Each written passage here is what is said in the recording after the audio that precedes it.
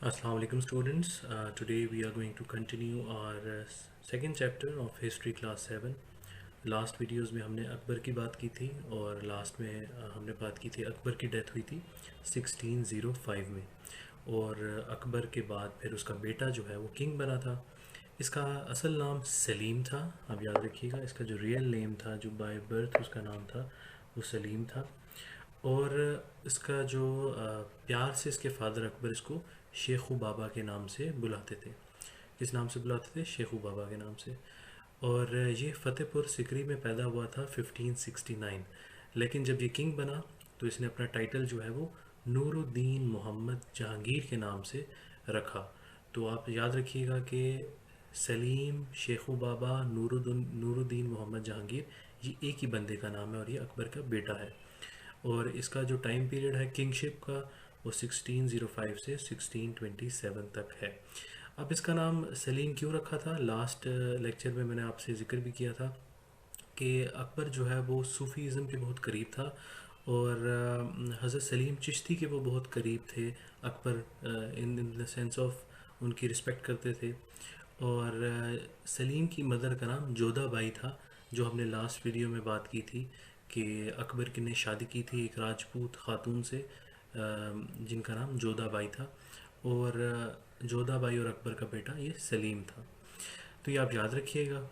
और ये ज़रूरी है समझने के लिए कि हज़रत सलीम चिश्ती के नाम पे अकबर ने अपने बेटे का नाम सलीम क्यों रखा। तो उसकी छोटी सी स्टोरी ये है कि अकबर के जब भी कोई बच्चा पैदा होता था तो वो जल्दी फोत हो जाता था, कोई सरवाइव नहीं कर पाता था। तो इसने एक मन्नत मांगी हज़रत शेख सलीम चिश्ती के मज़ार पे कि अगर या मेरा बेटा पैदा होता है और वो सरवाइव कर जाता है तो फिर मैं अपने पाँव पे सफ़र करके आपके मज़ार पे आऊँगा और वहाँ पे लगातार तकरीबन 20 से 25 दिन ऐसे मैं आया करूँगा। तो जब उनका बेटा पैदा हुआ सलीम और फिर वो सरवाइव कर गया तो ये उन्होंने मन्नत पूरी की थी अकबर ने। वो आगरा से फ़तेहपुर सिकरी में क्योंकि रह रहे थे अकबर और उनका जो बेटा सलीम, तो अकबर आया करता था अकबर से फ़तेहपुर सिकरी और फ़तेहपुर से फिर आगरा। और ये पूरा जो ट्रैवल डिस्टेंस था वो तकरीबन 20 किलोमीटर का था। और इसी तरह इस ट्रैवलिंग में उन्होंने जो पूरी मन्नत पूरी की उसमें उन्होंने तकरीबन 480 किलोमीटर्स का फासला तय किया अपने प्रॉमिस के मुताबिक जो उन्होंने मन्नत मांगी थी। और जब जहांगीर पैदा हुआ, मतलब कि सलीम पैदा हुआ, तो फिर अकबर ने अपने बेटे के लिए बहुत सारे टीचर्स बुलाए। और अकबर जो आपको याद होगा, अकबर क्योंकि ख़ुद पढ़ाई में इतना अच्छा नहीं था, लेकिन उसका बेटा सलीम इंटरेस्ट लेता था पढ़ाई में बहुत ज़्यादा। और फिर कुछ अरसे के बाद Turkish language, Arabic language, Hindi language में मास्टर भी हो गया था सलीम। और उसके बाद साइंसेस के अंदर बॉटनी, बायोलॉजी, म्यूज़िकोलॉजी, म्यूज़िक में, और पेंटिंग और हिस्ट्री में भी, आर्ट में भी उसका इंटरेस्ट था। और उसके बाद वो कुछ अरसे बाद जब उसने और ट्रेनिंग लेना शुरू की तो वह एक गुड शूटर और एरो का शूटर में तीर कमान अच्छा चलाना शुरू हो गया। और ना सिर्फ ये बल्कि सलीम ने या जहांगीर ने लेटर ऑन रिलीजियस एजुकेशन भी हासिल की। फर्दर हम कुछ बात करेंगे नूर जहान की। नूर जहान जिसका असल नाम मेहरुन्निसा था। और ये ख़ातून कौन है? बाद में ये जहांगीर की वाइफ बनी थी, लेकिन हम पहले थोड़ा सा देखते हैं ये कौन थी। अकबर के वहाँ मुग़ल एम्पायर में एक शख्स था जिसका नाम था गयासुद्दीन। ठीक है, वो उसकी अदालत में होता था। और उस टाइम में एक पोस्ट थी, मतलब एक पोजीशन थी, उसका नाम था 3 हज़ारी। तो गयासुद्दीन साहब उस टाइम 3 हज़ारी थे, किसके? अकबर के।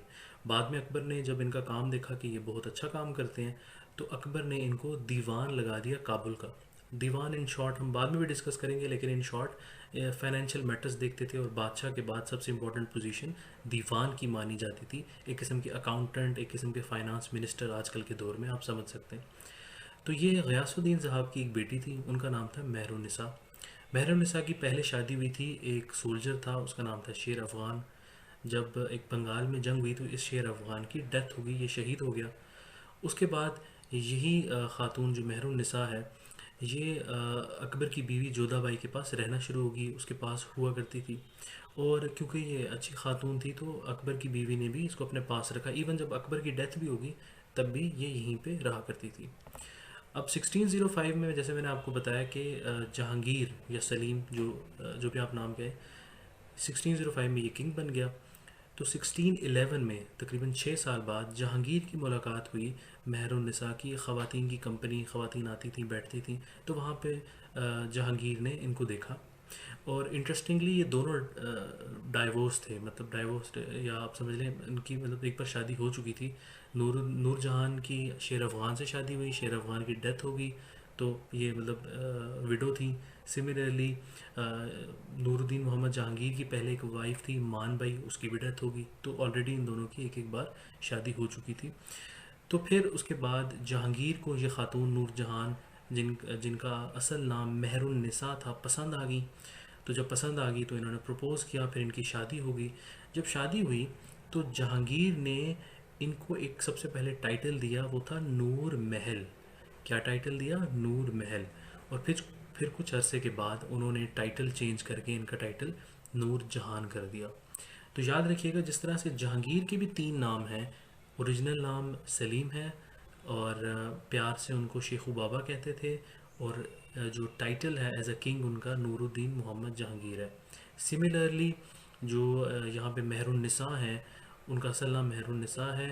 उसके बाद इनका जो पहला टाइटल था वो नूर महल था, और बाद में नूर जहान, जो आज भी नूर जहान के नाम से पहचानी जाती है, जानी जाती है। और जहांगीर और नूरजहान दोनों के जो मकबरे हैं, टोम है, मज़ार है, वो शादरा लाहौर में है। वहाँ पे एक पार्क भी है, तो कभी आप विज़िट करें तो आप वहाँ पे देख भी सकते हैं।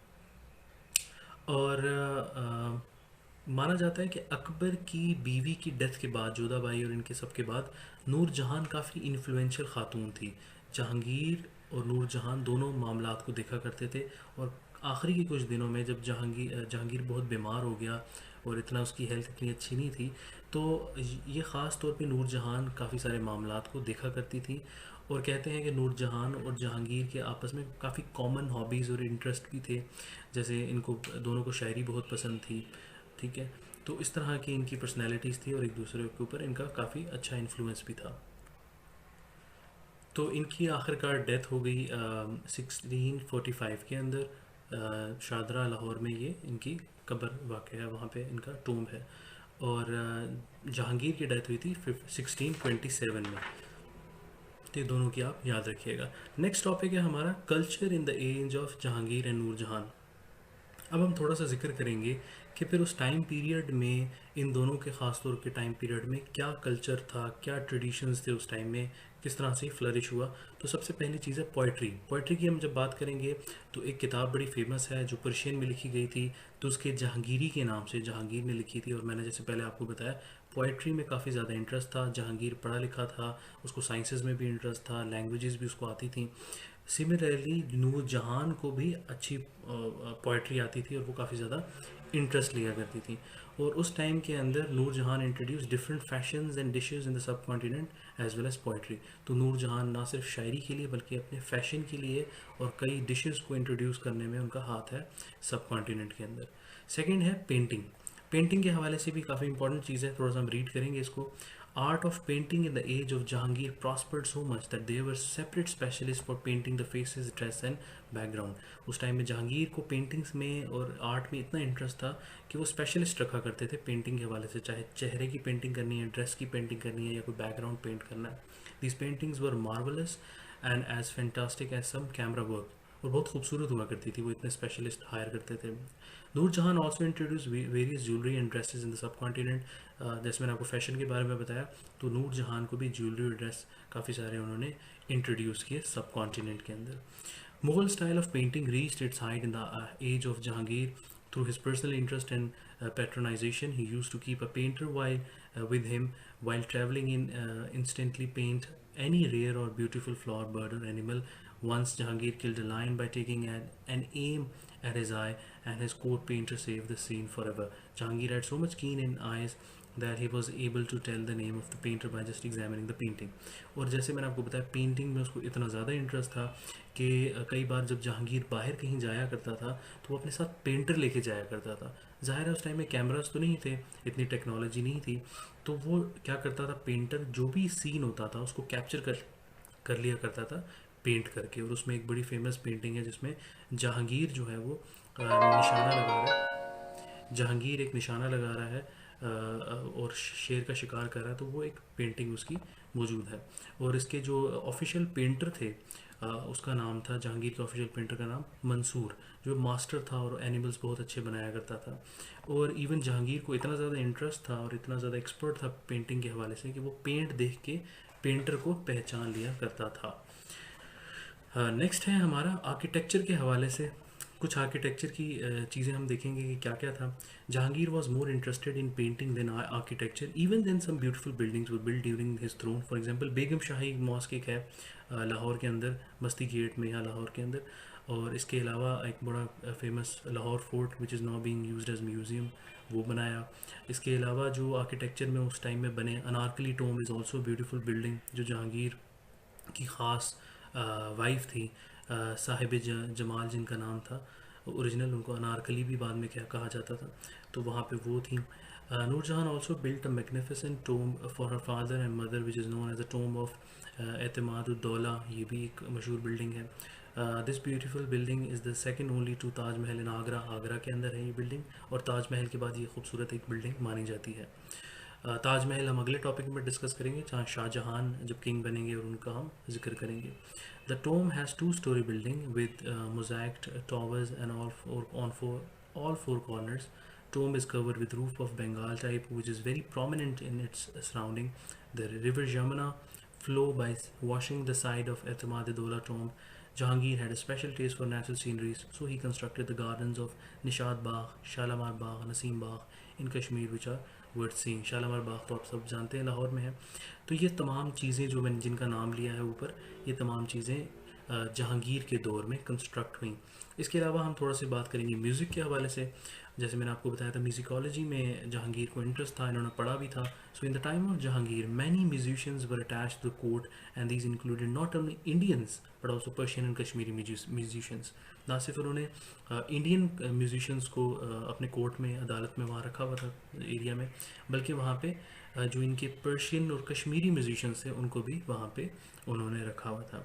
Jahangir was their great patron in his Tuzuk, he extols many artist. और तुज़्क जहांगीरी की किताब के अंदर वो काफ़ी उनका जिक्र भी करते हैं।